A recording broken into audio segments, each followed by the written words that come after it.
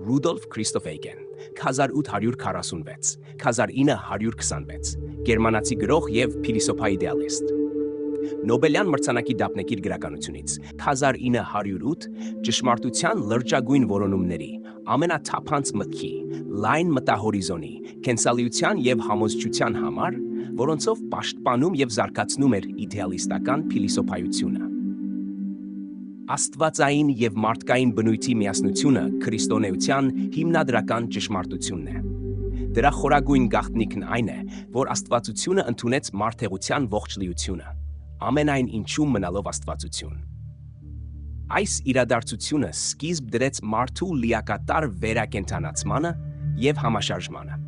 Մարդուն անմիջապես բացվում է անսահմանի և հավիտենականի ընդունումը, ըմբռնումը նրա բնույթի այն մասի, որը աշխարհային իմացությունն ի զորու չէ բացահայտելու։ Առաջին անգամ այն դառնում է նրա ողջ կյանքի շարժիչ ուժը,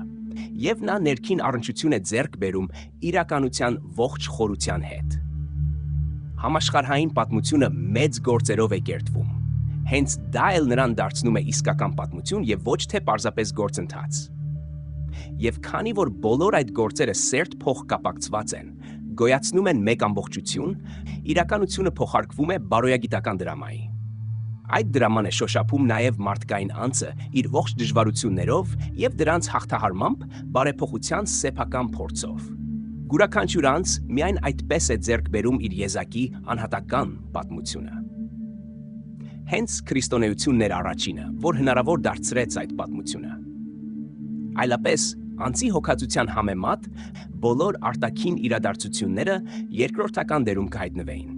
Հենց սրա մասին է Հիսուսի խոսքը. «Ինչ օգուտ կունենա մարդ, եթե ամբողջ աշխարհը շահի, բայց իր անձը կորցնի։